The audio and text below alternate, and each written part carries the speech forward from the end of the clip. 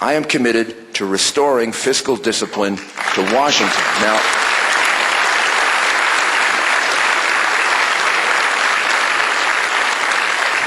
it's real simple and real complicated. It means lower spending and lower taxes. That's what fiscal discipline means.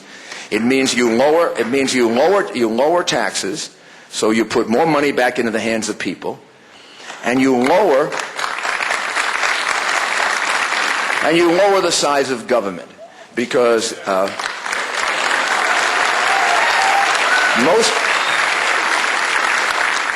most of the solutions that we're going to find to our problems come from you, not from government. You see, I think there's kind of a choice you make in a heavily taxed society, and we're a heavily taxed society. No matter where you are in America, we're taxing you, and we're taxing you pretty heavy. In a heavily taxed society, anytime you can find ways in which to reduce taxes and put it back into the hands of people, you made a choice. You made a choice about who can spend money more wisely, the government or people.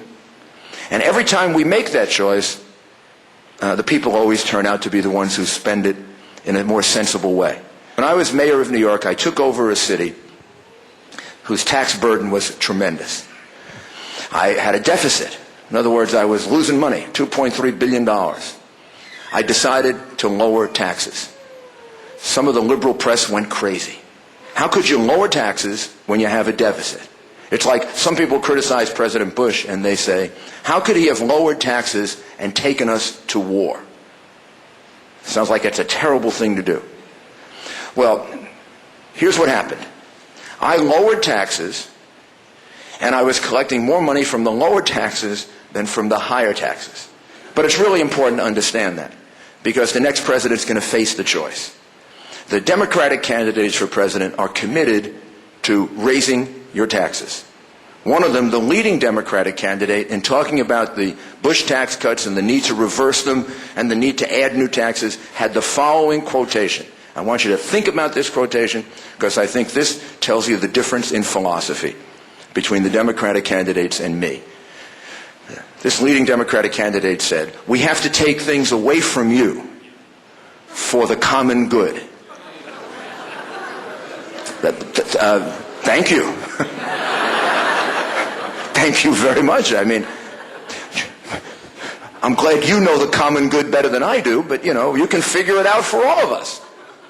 Here's a much better philosophy for a democratic society, for a free economy. Here's the thing that works in America. We're going to give some things back to you for the common good. So I'm committed to lowering taxes. I'm committed to lowering the size of government. I also did that in New York City, and that was really hard to do. And there's a way to do it. There's a good guide that you can use. Over the next 8 to 10 years, 42% of the federal workforce comes up for retirement. And if all things remain equal, probably going to retire. That's roughly half of the people, this is non-military. Roughly half the people working for the federal government are going to retire. So you get a choice to what to do with their positions, right? Doesn't hurt them. They're not going to lose a job. So do you hire all those positions back? No. You don't hire, at least half you don't have to hire back. And it would allow government to make the transition that business has made. Business has made the transition to the computer age, to the age of technology, to the information age. Every business I can think of uses that. It means fewer employees, more productive employees, higher paid employees. Ultimately, in our entire society, because of the information age, more employees. But the reality is that each business can do what they call it right-sizing in business, right? Downsizing, right-sizing. But we've got to do that in government. So I would not rehire at least half of those 42% positions. I would not rehire. It would save the government over $20 billion a year.